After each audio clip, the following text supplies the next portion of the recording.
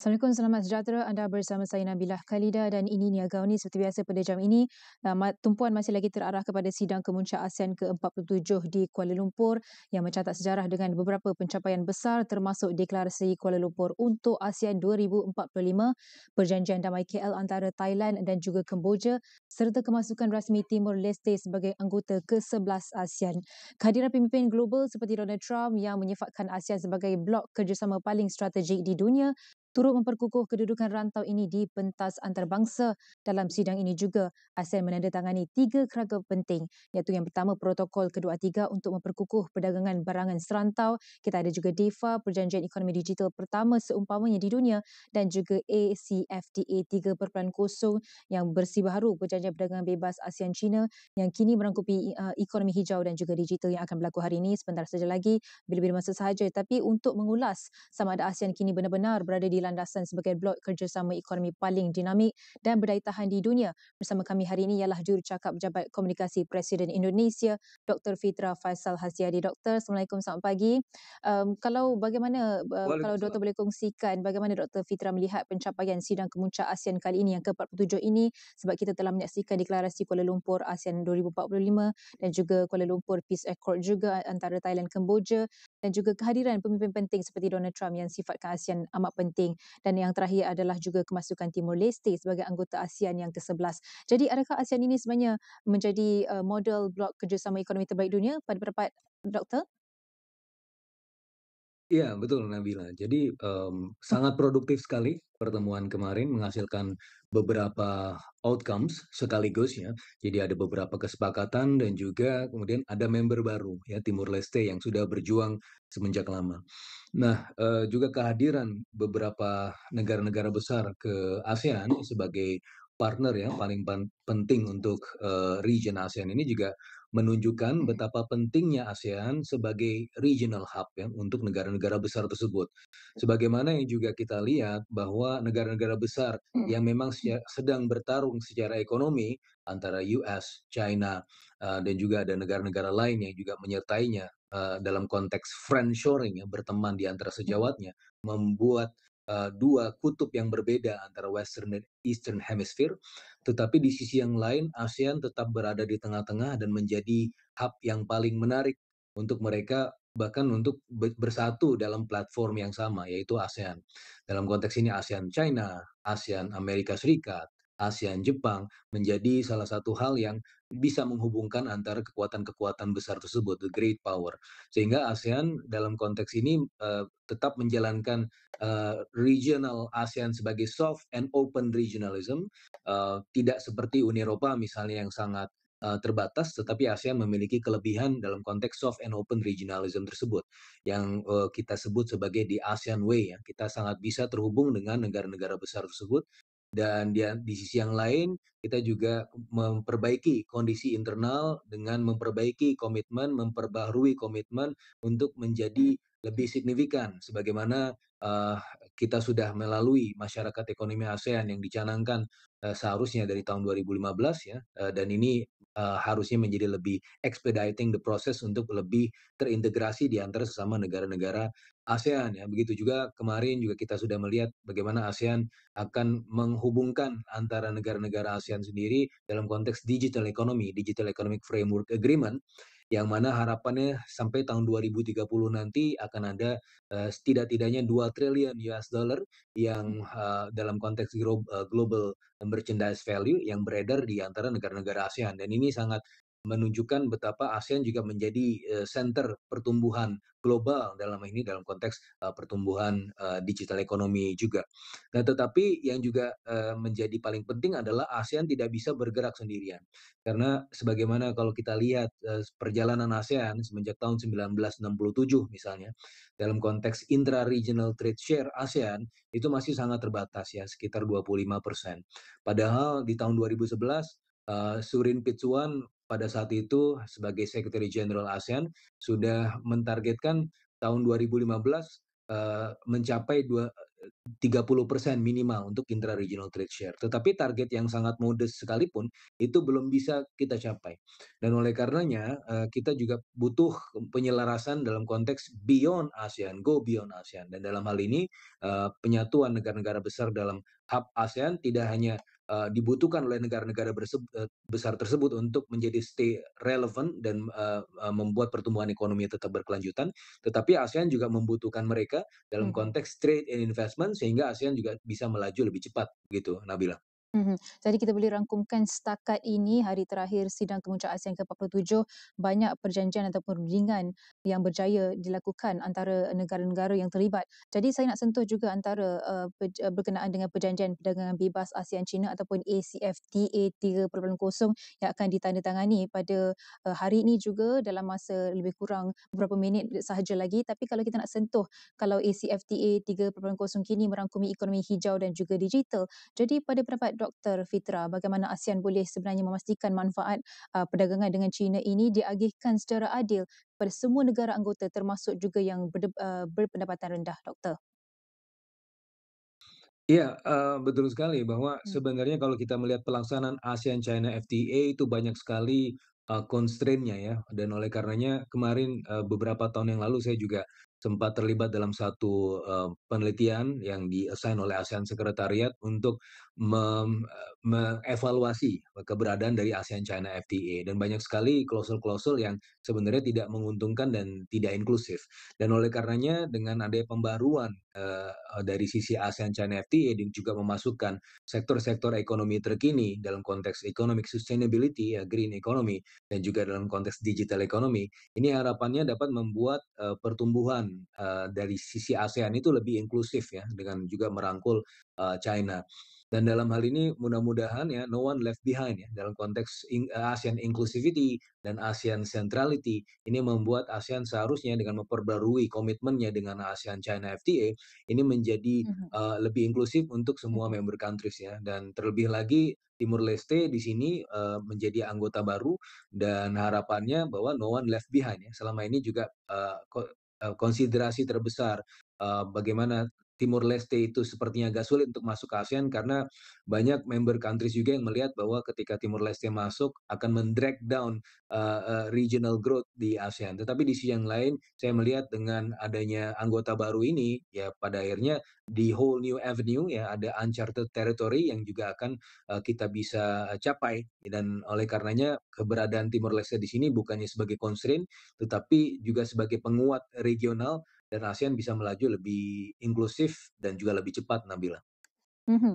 Dan dengan ketiga-tiga kerangka ini bergerak serentak dari segi sinergi dan masa depan perdagangan serantau, bagaimana ASEAN boleh menyusun strategi agar tidak berlaku pertindihan dasar dan juga kita nak memastikan sinergi yang menyeluruh dalam perkembangan ataupun pembangunan ekonomi serantau, Doktor? Ya, dalam perjalanannya ASEAN memang memiliki banyak sekali Mhm. constraint ya. Dalam konteks itu ketika ASEAN hanya bergerak sendirian ya, we are going nowhere. Dan oleh karenanya inisiasi-inisiasi yang dibuat semenjak era tahun 1967 dan Mhm. kemudian di tahun 1990-an ketika kita ingin menjadi ASEAN Economic Community ya, ASEAN Vision 2020. Nah, itu banyak sekali yang tidak tercapai karena kita hanya melakukannya sendirian as a region. Dan oleh karenanya sebagaimana yang saya sampaikan tadi, kita butuh ASEAN Plus Scheme dan oleh karenanya keberadaan negara-negara besar seperti misalnya China, Jepang, Amerika Serikat, Korea Selatan dan lain-lain ya dan bahkan RCEP dalam konteks ini Regional Mhm. Comprehensive Economic Partnership Agreement dan ini menjadi satu penguat ya, menjadi satu pelecut dan menjadi pull factor buat ASEAN member countries juga. Dan tidak kalah penting adalah bagaimana kita juga bisa menjalin hubungan dengan negara-negara Barat ya, dengan US, dengan Eropa, ya Indonesia sendiri sudah merangkul Uni Eropa dengan komitmen Indonesia EU Comprehensive Economic Partnership Agreement dan Mhm. mudah-mudahan ASEAN juga bisa membuat komitmen yang serupa baik secara bilateral antara negara-negara ASEAN secara individual maupun secara regional. Harapannya itu mampu mempercepat akselerasi pertumbuhan ASEAN ya. Jadi kita akan bisa bergerak kalau kita juga merangkul others karena ASEAN alone is going nowhere, Nabila. Saya juga nak menyentuh berkenaan dengan lagi dua kerangka penting yang telah ditandatangani pada peringkat ataupun Sidang Kemuncak ASEAN ke-47 di mana A3 ataupun Perjanjian Perdagangan Barangan ASEAN. Jadi pada pendapat doktor, apakah pembaharuan yang paling signifikan dalam protokol kedua A3 dan bagaimana ia dapat memperkukuh perdagangan intra-ASEAN secara lebih cekak dan mampan, dan juga lagi satu adalah DEFA, Perjanjian Ekonomi Digital pertama seumpama di dunia, dan kalau kita nak sentuh berkenaan DEFA ini yang dijangka menjadi Perjanjian Ekonomi Digital serantau pertama, apa cabaran utama dalam menyelaraskan piawaian digital antara negara anggota yang berbeza tahap kemajuan teknologinya? Ya, jadi memang liberalisasi dalam konteks perdagangan ya, trade in goods and services itu akan sangat membantu dan apalagi kalau kita bicara perdagangan tentunya juga ada investasi karena trade and investment is a nexus. Mereka saling berhubungan antara satu dengan yang lain. Ketika ada perdagangan, maka itu juga ada investasi. Dan ketika constraint perdagangan itu, baik yang sifatnya non-tariff measures ya maupun yang sifatnya tarif itu diliberalisasi, maka tentunya ini akan meningkatkan prospek kemakmuran di antara negara-negara ASEAN. Tetapi sekali lagi ya, kalau kita juga melihat barang-barang yang diperdagangkan ASEAN itu biasanya lebih serupa ya, sehingga pada akhirnya kita melihat dalam perjalanannya ASEAN juga ya tidak bergerak kemana-mana karena intra-regional trade share-nya meskipun sudah diliberalisasi dengan signifikan, itu akan tetap sebegitu-sebegitu saja. Dan oleh karenanya kita seharusnya bisa memperkuat sebagai jaringan rantai produksi ASEAN menjadi satu hub, menjadi satu brand, sehingga sebelumnya kita melihat bagaimana Jepang menjadi the most efficient production network di semenjak tahun 1960-an dengan Akamatsu Flying Geese modelnya dan mengajak serta China, Taiwan, Korea Selatan juga beberapa negara ASEAN. China juga mendapatkan kelimpahan dari Japanese Production Network dan juga sekarang mereka mengestablish sebagai satu region yang paling efisien. Saya melihat ASEAN ke depan akan sangat berguna kalau kita menjadi satu cluster, satu blok besar production network sehingga ya kita tidak bicara mengenai Indonesia Production Network, Malaysia Production Network, tapi ASEAN Production Network yang juga bisa menggantikan peran China yang selama ini sudah mengalami diminishing return ya, sehingga pada akhirnya ASEAN akan menjadi region yang sangat powerful karena kita tidak bisa sendirian ya menyaingi China. Kita tidak bisa sendirian ya Indonesia, Malaysia atau Singapura, Thailand, Filipina secara sendirian, secara individual kita menyaingi the great power. Region ASEAN bisa menjadi the great power ketika kita menjadi satu blok besar ya dan mengentertain kebutuhan ekonomi global dan itu yang saya lihat dalam masa depan ASEAN. Karena kalau kita mengandalkan ya perdagangan di antara negara-negara ASEAN sendiri itu hubungannya lebih lebih kompetitif antara satu dengan yang lain karena produk-produk yang kita hasilkan relatif lebih serupa. Tetapi ketika kita menjadi global hub atau regional hub untuk negara-negara besar, itu saya lihat akan lebih menjanjikan ya dibanding ketika kita bicara ASEAN sebagai ASEAN single entity gitu. Baik, itu sedikit sebanyak apa yang kita boleh rangkumkan dari segi Sidang Kemuncak ASEAN ke-47 ini menjadi lembaran baru untuk bukan sahaja di peringkat Malaysia tapi di peringkat global juga. Jadi itu apa yang kita boleh rangkumkan bersama dengan Dr. Fitra Faisal Hastiadi, Jurucakap Pejabat Komunikasi Presiden Indonesia. Baik, pada waktu ini sebentar saja lagi kita akan melihat satu lagi detik bersejarah dalam hubungan ekonomi serantau di mana Majlis menandatangani Perjanjian Perdagangan Bebas ASEAN-China atau ACFTA 3.0 akan dimeterai secara rasmi. Kalau kita boleh rangkumkan, ACFTA 3.0 ini merupakan naik taraf penting kepada Perjanjian Perdagangan Bebas yang mula dimeterai pada tahun 2002 dan perjanjian pertama ASEAN dengan rakan daerah luar dan juga yang pertama bagi China. Dan versi ini juga penting kalau kita memperkenalkan 9 bab baru, tapi untuk waktu ini untuk terus kita lihat detik bersejarah ini kita terus ke Pusat Konvensyen Kuala Lumpur.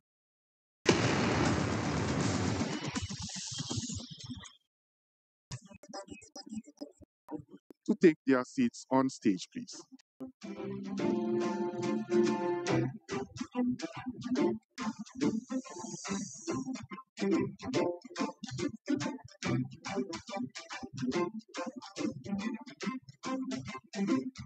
And may I invite the Prime Minister of Malaysia and Chair of ASEAN, the Honorable Datuk Sri Anwar Ibrahim, and the Premier of China, the Honorable Li Qiang, on stage to witness this momentous occasion.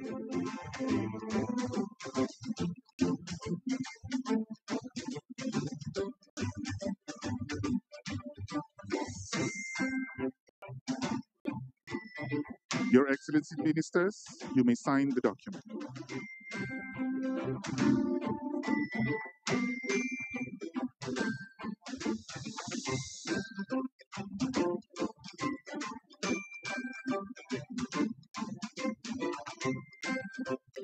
Ladies and gentlemen, the ACFTA 3.0 upgrade protocol has been signed.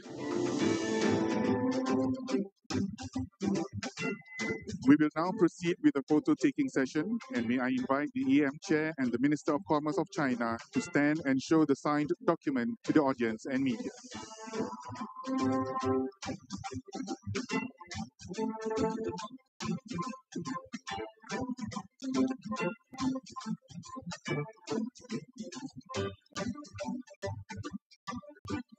Thank you, Your Excellencies, and may I now invite the Minister of Commerce of China, the Prime Minister of Malaysia, and the Premier of China to kindly return to your seats. And the AEM Chair will remain on stage for the next segment.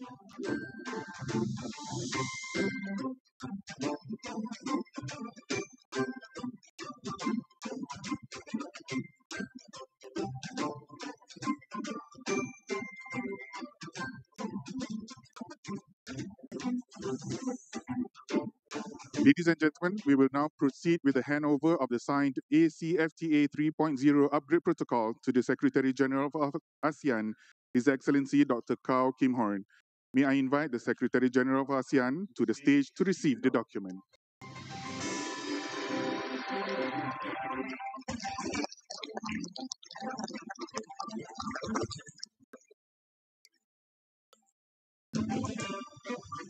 Thank you, ladies and gentlemen. That concludes the signing ceremony of the ACFTA 3.0 upgrade protocol. We extend our sincere congratulations to ASEAN and the People's Republic of China on this remarkable achievement, which will pave the way for deeper cooperation, enhanced regional connectivity, and shared prosperity for all of our peoples. The ASEAN and China leaders, ministers, and delegates will now be ushered to Ballroom 2, Level 3 for the 28th ASEAN-China Summit. Thank you. And with that, the signing is complete. All right, the 47th ASEAN Summit in Kuala Lumpur marks a pivotal moment for the region, not just in diplomacy, but in shaping the future of trade, digital transformation, and industrial cooperation. So with the signing of the three major frameworks, the upgraded ATIGA, the groundbreaking DEFA, and ACFTA 3.0 earlier, ASEAN is positioning itself as a globally competitive economic bloc. So, but beyond government-to-government agreements, how will these developments impact real businesses, especially SMEs and industrial players across Southeast Asia? So joining us today is Dato' David Gurpadam, co-founder of Industries Unite. Dato', we have just witnessed signing ceremony of the ASEAN-China Free Trade Area 3.0 upgrade earlier. So generally, how do you assess ASEAN's 25's ambition to become a future-ready economic bloc? And from the perspective of Industries Unite, what structural reforms are most urgent to ensure the private sector voices, especially SMEs, are meaningfully integrated into ASEAN's long-term economic planning? Dato'. I think we would like to congratulate the government on particular ASEAN 2025. I mean, you're looking at all the parties that are here. You know, it's the US, China, India. Don't forget, we also have the founding members of BRICS, South Africa, and all of that. It's really spectacular what the government has achieved and bringing all these parties together. Although there are many bilateral agreements, the most important thing is actually ASEAN in itself as a bloc. Now that we know that it is recognized as a bloc, the question is integration. How well are we integrated towards business and the business community? And I think the first thing we need to do is an integration in terms of capital and movement of capital, because for businesses to succeed or to do, capital is a very, very important aspect of it. So we have to look into structural changes into our capital management system, banking, finance sectors, which are very important. And then also in terms of barriers that we have, inter-ASEAN barriers to trade and tariffs and things like that, I think there are still indirect barriers which we need to overcome. The other is, of course, movement of human capital, because we need to basically, if you want to look at ASEAN as a bloc, then the cost per per human hour, if you want to call it a working hour, has to be very similar so that we don't have unbalanced scenario. And so we need to look at the capital movement, the capital cost, and all of this to be able to integrate into a very seamless scenario. The other thing is also whereby we work on our strengths. Different countries have different strengths, and we have to be able to trust each other and work to solidify. One of the main things is our supply chain. Our supply chain, as you can see worldwide, the moment that the supply chain becomes fractured, then we have issues. However, we are very lucky in ASEAN. We have very strong inter-ASEAN supply chains. Of course, we are going to need the rest of the world, but we are positioned very well. Malaysia has put ASEAN at the forefront. If you look, as I said, it's not just geopolitically the US government and the US trade deal. We have China, we had India, and of course, what's not really mentioned is actually the founding members of BRICS, South Africa and all of that. So I think we are going to play a very important role.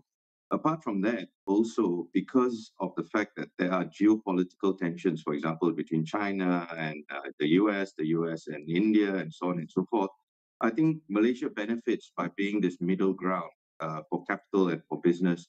And so, yes, SMEs are looking forward to it, certainly.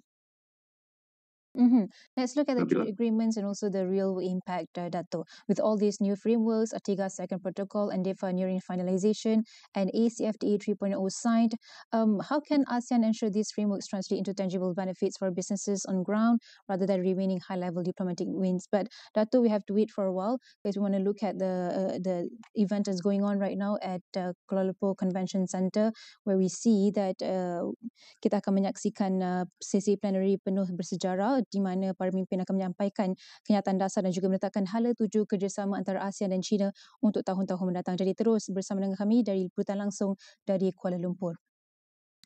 Of China's firm and unyielding commitment to deepening ties with ASEAN. And if people are curious, day before we were with President Donald Trump of the United States of America, and today we are back with China, and that reflects ASEAN centrality.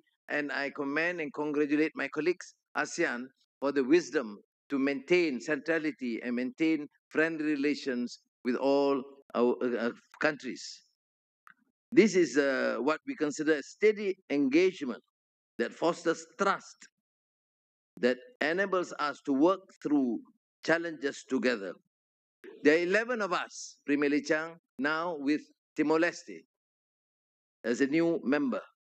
Complete uniformity of views is neither possible nor desirable. But I believe this appreciation for China's consistent and constructive engagement is shared by all. Now we have seen and witnessed the ACFTA 3.0 upgrade protocol, which marks an important step in our economic cooperation. And I thank again my colleagues in ASEAN and China for this spectacular feat in terms of the FTA as the first ASEAN-China FTA.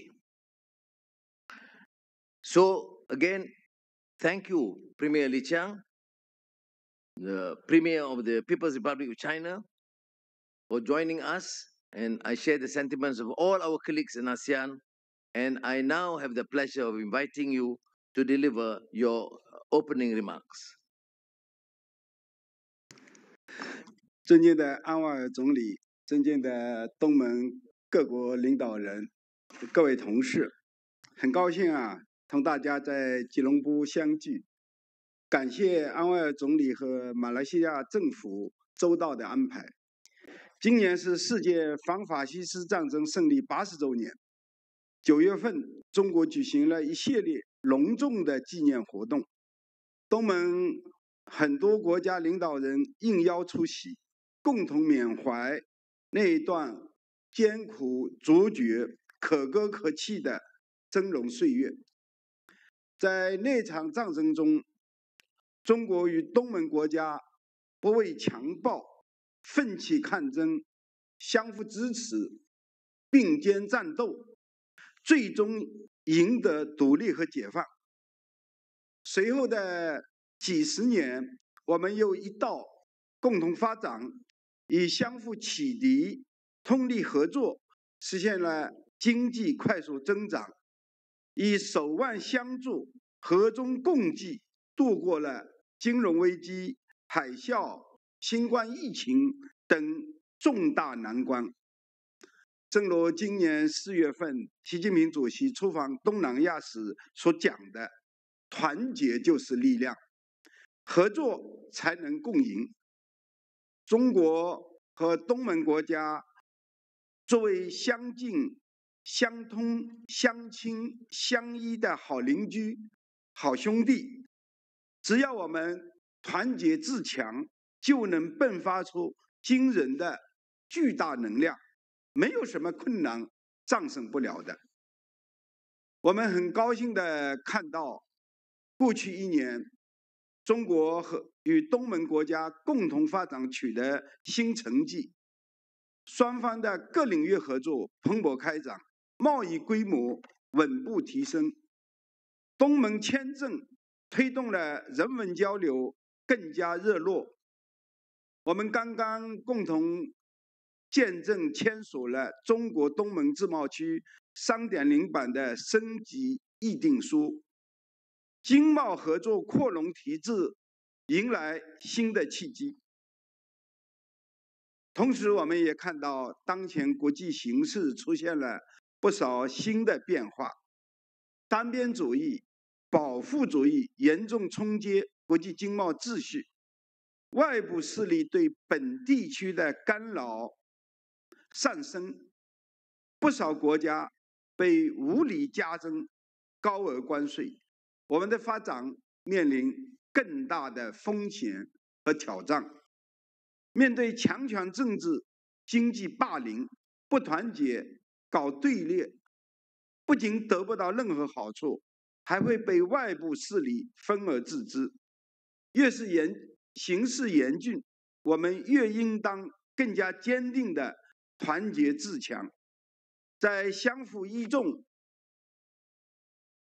协调行动当中，捍卫我们自身正当权益，在互通有无、深化合作当中，促进经济稳健增长。中国愿意与东盟一道，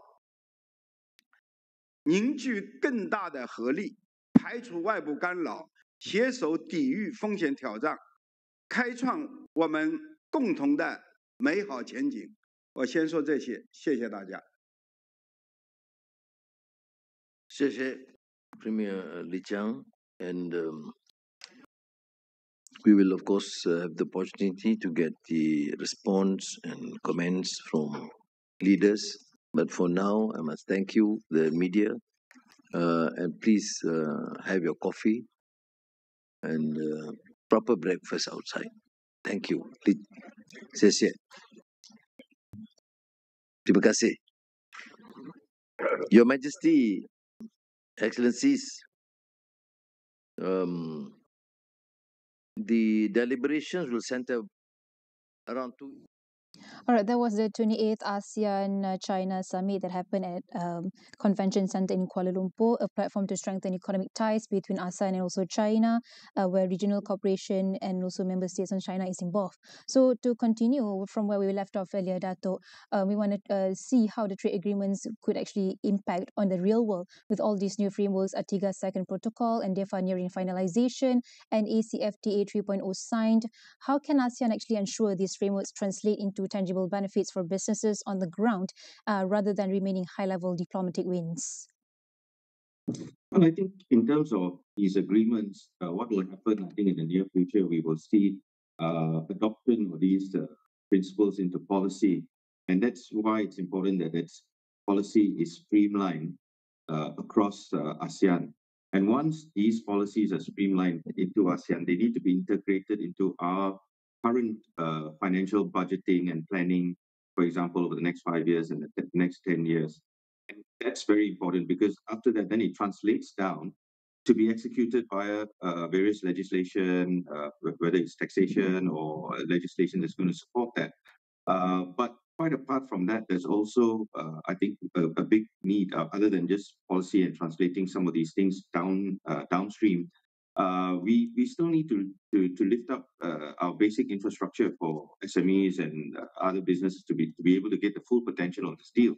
And what I mean by that is, for example, technology, digitalization, connectivity among ASEAN. I think we're still, there's still a lot to do there, so that we're able to actually translate all of this down. So that's going to be very important. Also, in today's world, energy is a very big factor now.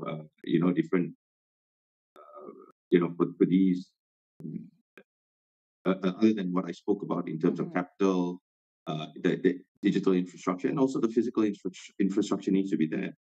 We need to be looking at very strategic planning, not just individually, but strategic planning in terms of ASEAN as a whole, in terms of connectivity, in terms of infrastructure and things like that. So that is really what the government needs to do. And then once we have all of that, the capital, the infrastructure, and so on and so forth, you will find the trickle-down effect into businesses, right? Because whether it's a big business or small business, whether it's a project or not, there is a so-called trickle-down effect that then circulates among these economies.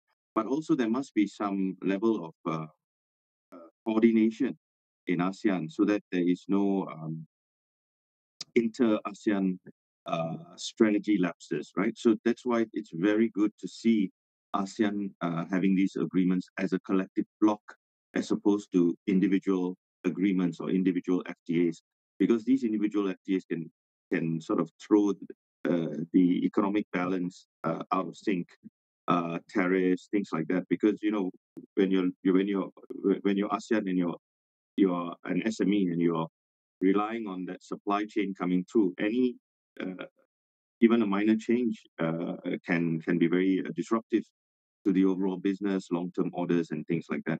So I think that collective position that ASEAN has taken will definitely translate downstream into to SMEs.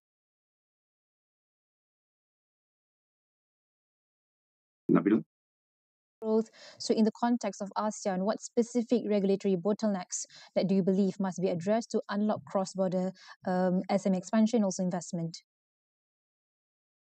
Well, I think one of the main factors will actually be flow of human capital. I mean, it is something that, in other words, workers, right, to translate that in a very simple manner.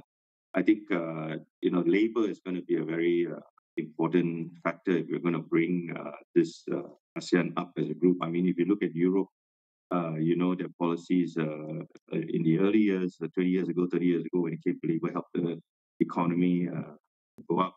Today, the immigration policies are just not working. So we need to have a very careful and integrated labor policy for ASEAN as a whole.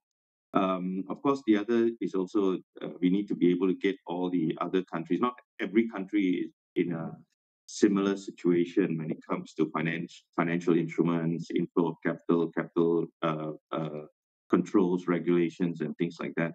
And so we need to have a sort of a uniform position there, because that then makes it easier for an investor, for example, who wants to come to Malaysia and wants to expand into Indonesia and so on and so forth. They know they have a financial infrastructure. There's a legal infrastructure that is there. There's a capital infrastructure that is there. So these are all very, very important building blocks that have to be in place.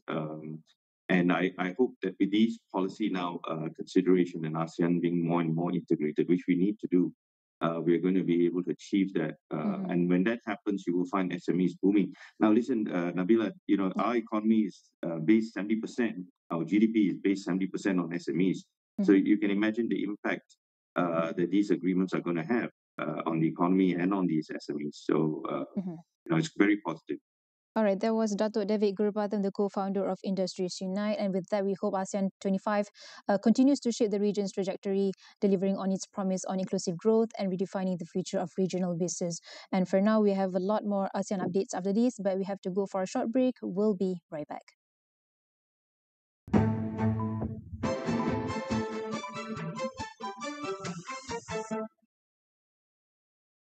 Di dalam setiap berita yang dibawa, konteks amat penting. Cara kita mendapat berita kian berubah. Melalui media sosial maupun saluran digital yang lain serta kaca TV. Kami sentiasa membawakan yang tergempar dan terkini. Kita buat sesuatu yang berbeza. Teraskan acuan verifikasi yang diamalkan supaya setiap fakta adalah sahih. Daripada analisis pelbagai sudut yang mendalam, laporan-laporan khas dan perbincangan yang membina negara.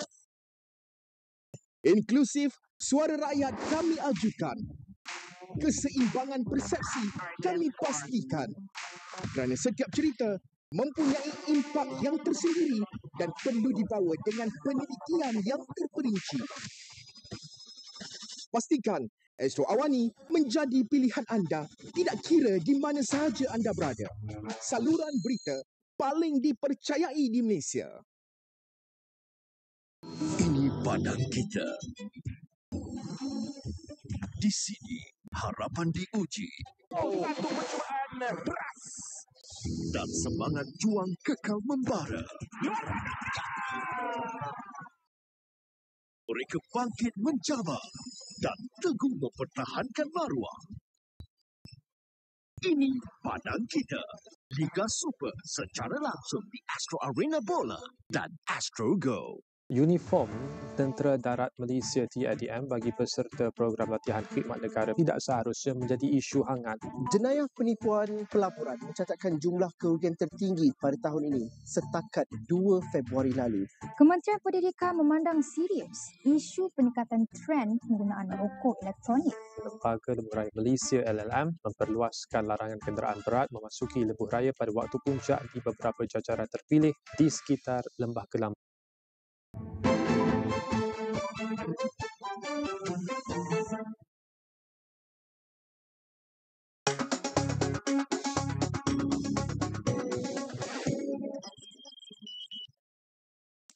Hari ini merupakan hari penentu di Sidang Kemuncak ASEAN ke-47.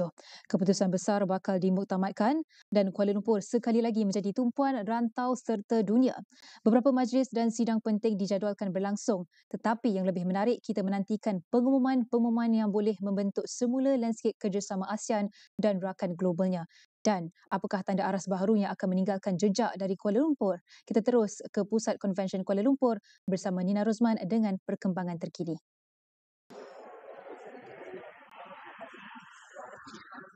Baik, terima kasih rakan setugas di Nabilah Khaleeda di Pusat Penyiaran Bukit Jalil. Sudah tentu ini saya masih lagi berkampung dengan kru Astro AWANI di Pusat Konvensyen Kuala Lumpur. Sudah tentu kami daripada pagi sehingga malam bawakan anda apakah antara perkembangan di Sidang Kemuncak ASEAN yang ke-47 dari hari pertama sehinggalah ke hari terakhir. Dan kita lihat pada 28 Oktober 2025, hari Selasa iaitu antara hari terakhir Sidang Kemuncak ASEAN yang ke-47, di mana kalau kita lihat minggu ini saja Kuala Lumpur menyala dengan pentas diplomasi bergerak, di mana kalau kita dapat lihat kedatangan ataupun ketibaan pemimpin-pemimpin daripada seluruh negara ASEAN, termasuk juga dengan pemimpin ekonomi besar dunia, di mana hari pertama Presiden Amerika Syarikat Donald Trump telah menghadiri ke Sidang Kemuncak ASEAN Amerika Syarikat yang ke-13, bertemu dengan Perdana Menteri Datuk Seri Anwar Ibrahim untuk membincangkan apakah antara kerjasama ekonomi dan apakah antara aspek-aspek utama yang perlu diberi fokus bergerak ke hadapan antara kedua-dua negara ini. Dan kalau kita lihat di mana saya dan Astro AWANI, kita berbangga melihat antara Kuala Lumpur menjadi hos antara detik-detik bersejarah, melihat bagaimana kita menjadi hos antara sebuah negara yang terbuka kecil ini menjadi hos untuk seluruh dunia, di mana kalau kita lihat daripada apa yang telah dicapai dengan apa antara perancangan untuk masa akan datang, di mana kalau kita lihat pada jangkaan hari ini, sudah tentu sebelum saya kongsikan apakah antara tumpuan pada hari ini, saya akan recap dulu untuk hari kedua semalam pada 27 Oktober. Kalau kita lihat pada 27 Oktober, kita ada pelbagai majlis dan perasmian yang telah dilakukan. Antara event-event besar adalah sidang kemuncak ataupun sidang media antara kalau kita lihat beberapa negara Eropah ataupun negara-negara maju seperti Rusia, dan kalau kita lihat daripada Brazil, sidang kemuncak antara beberapa negara ekonomi besar ini sudah tentu mereka memberi pelbagai tumpuan daripada teknologi, sektor perkhidmatan, inovasi, bakat, pembangunan bakat dan pelbagai lagi sudah tentu.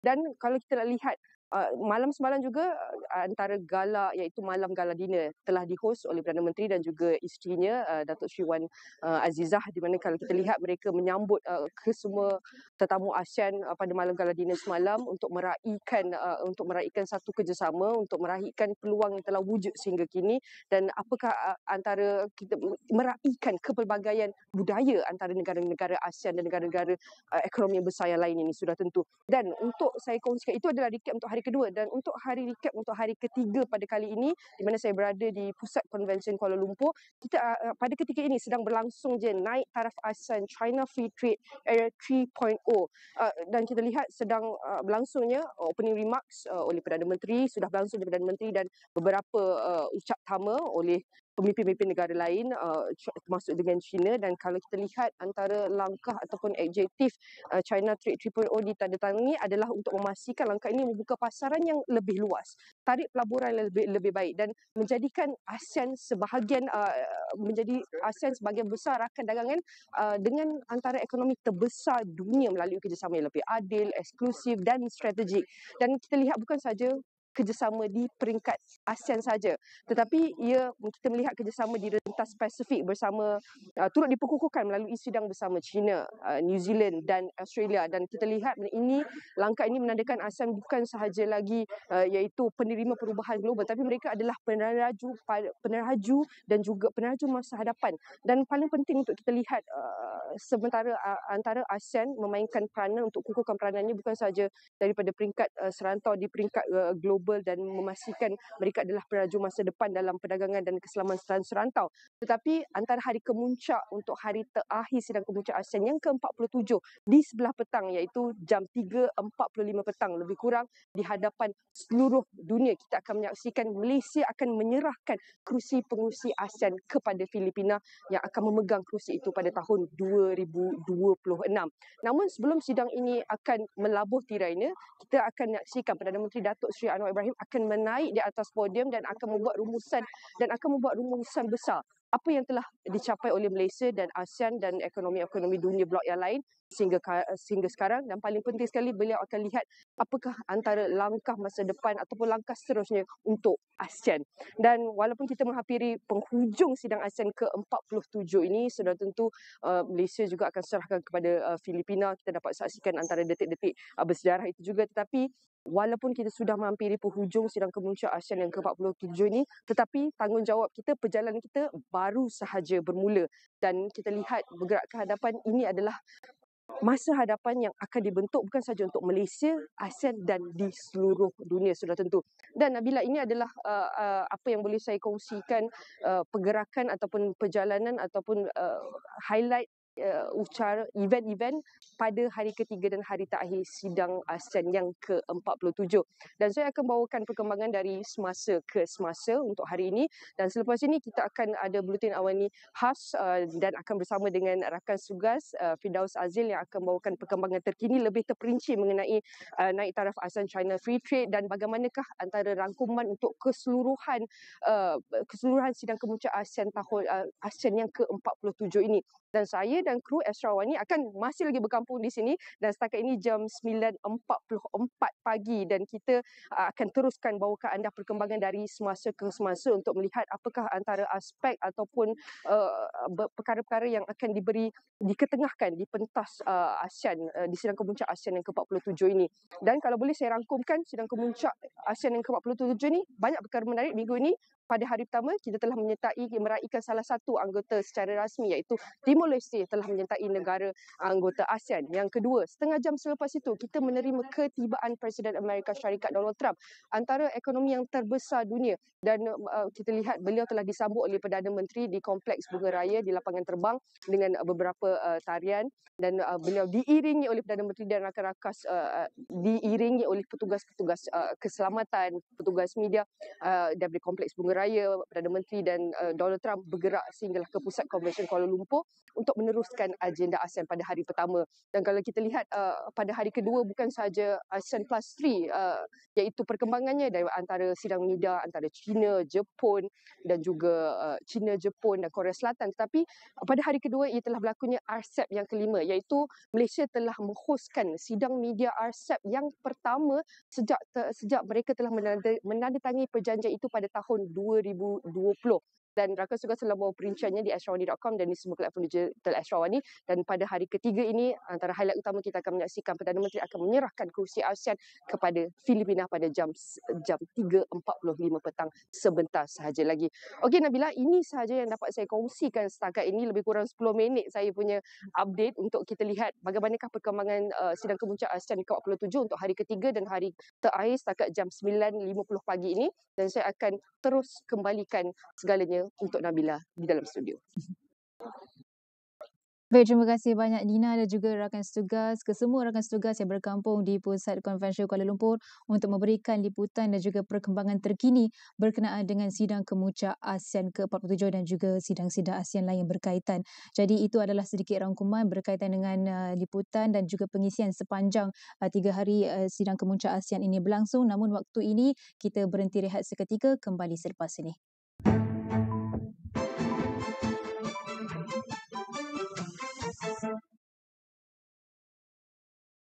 When the superpowers move, the ground shifts. Power isn't just about might anymore. It's about narratives, networks, negotiation. We go beyond the noise to deliver laser-focused analysis on how power moves and what it means for the world. This is AWANI International, reporting the shifts in power affairs shaping the world. Pertembungan yang membakar semangat penyokong. Dalam derby London, mampukah Spurs menebus maruah menentang Ipswich? The Red Devils bersemangat untuk mendominasi. Namun Spurs enggan menang. Inilah One for the Fans. Premier League secara langsung dan eksklusif di Astro. Kasih sayang semakin diuji. Saya cuma nak tahu je dekat mana kedudukan saya dalam hidup abang. Tak sebab kau, aku terpaksa tahu tunda pertunangan aku dengan Uzam. Kau tahu tak? Kalau betul lah kau ni ada harga diri, kau takkan panjat atas katil aku. Shut up, Uzam, shut up. Kau kenapa daya sangat, ha? Kau pintu lah balik perempuan ni. Kenapa aku dibenci macam tu? Mutiara dalam debuan kabus. Astro Ria dan Astro Go. Ada yang perdebatan bahawa GST perlu dikembalikan semula kerana ada yang mempertikaikan bahawa SST itu tidak efektif. Isu buruh kanak-kanak bukan sahaja dalam bentuk fizikal tetapi juga bentuk moden yang lebih licik dan juga terselindung. Kita tengok buruh kanak-kanak dan ada juga buruh paksa kanak-kanak. Kumpulan FB dikenali sebagai grup budak-budak sekolah rendah yang didakwa menyebarkan gambar remaja perempuan tidak senonoh telah pun ditutup.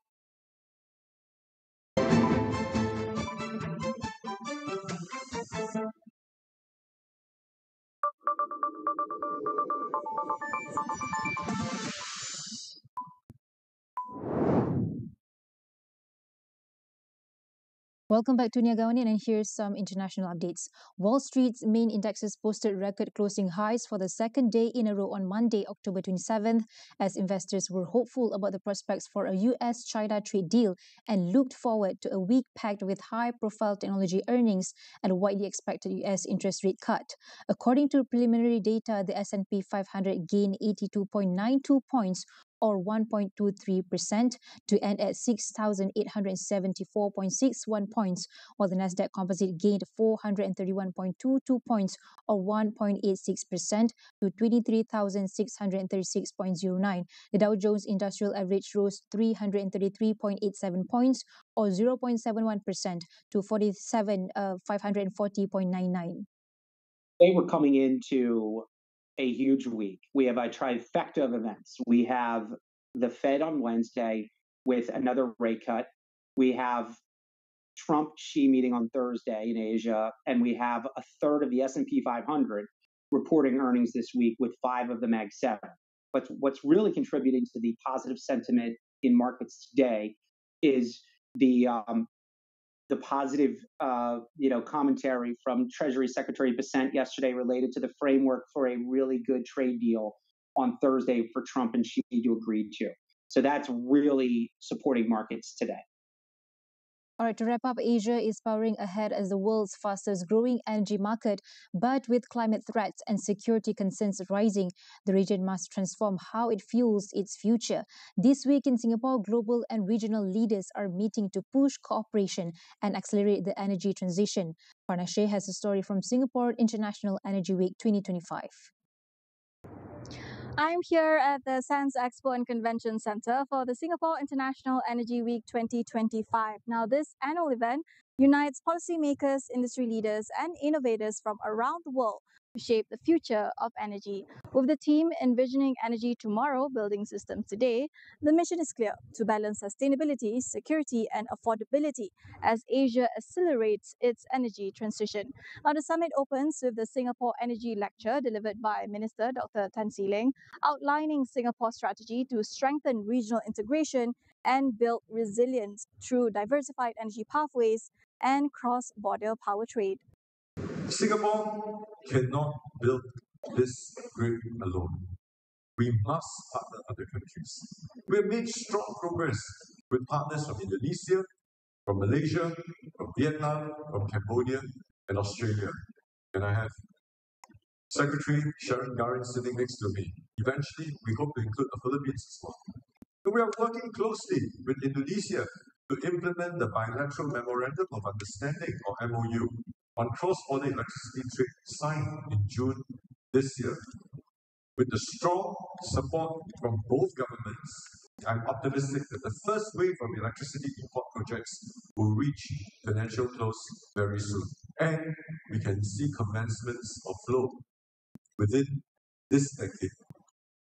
For Malaysia, as announced at the 43rd ASEAN Ministers on Energy meeting AMEM 2 weeks ago, we have granted conditional approval to a project to import around 1 gigawatt of hydropower from Sarawak to Singapore. This complements the other projects that supply solar or wind power to Singapore, and it brings the total capacity of conditional approvals and conditional licenses awarded to more than 8 gigawatts. And we are also undertaking a full feasibility study to develop a second interconnector between Singapore and Malaysia. This second interconnector could provide up to 2 gigawatts of bilateral interconnection capacity by 2030 to supplement the existing 1 gigawatt of capacity that we have from the current interconnector. Now, across the week, leaders from ASEAN, global energy firms, and multilateral bodies will tackle the big questions.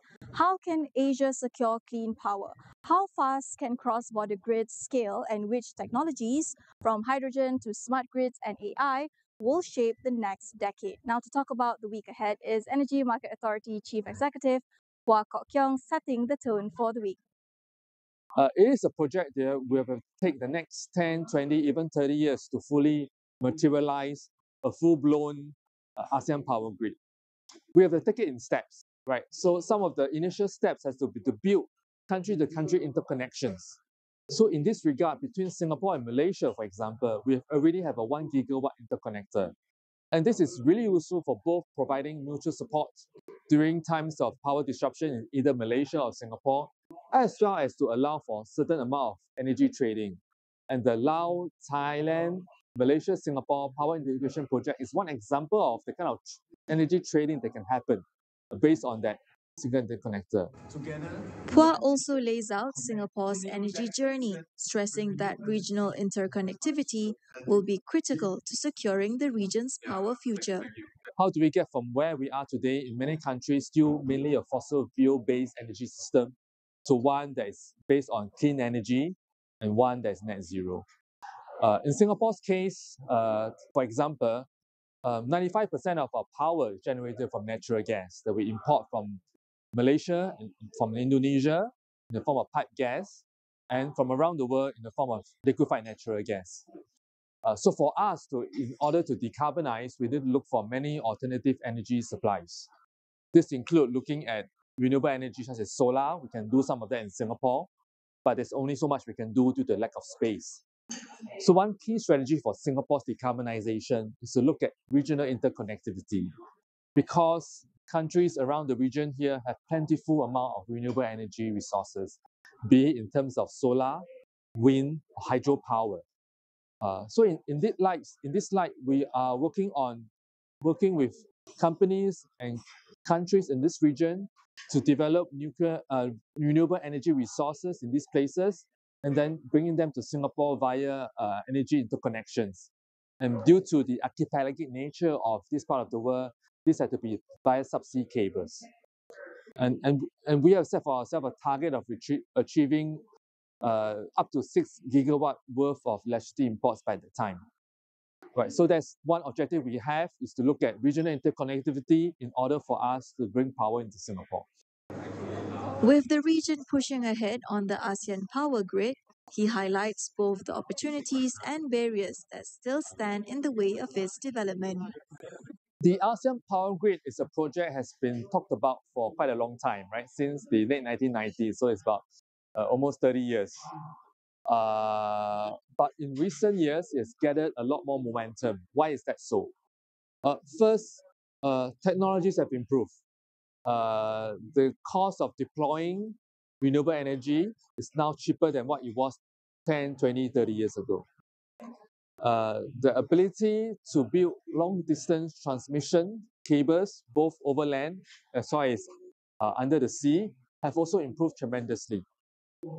And countries are also a lot more committed to decarbonization. So these factors of technology, cost, and the political will among countries in Southeast Asia to decarbonize can now make the ASEAN power grid a reality. But we are also cognizant and realistic that it is not something that we can achieve overnight. It is a project that will take the next 10, 20, even 30 years to fully materialize a full-blown ASEAN power grid. We have to take it in steps, right? So some of the initial steps has to be to build country-to-country interconnections. So in this regard, between Singapore and Malaysia, for example, we already have a 1 gigawatt interconnector. And this is really useful for both providing mutual support during times of power disruption in either Malaysia or Singapore, as well as to allow for a certain amount of energy trading. And the Laos, Thailand, Malaysia, Singapore power integration project is one example of the kind of energy trading that can happen based on that single interconnector. Right, SEU 2025 promises not just dialogue but direction as Asia accelerates towards a low-carbon interconnected energy future. So stay tuned for more updates. I'm Fanashe, reporting from SEU 2025 only on Astro AWANI.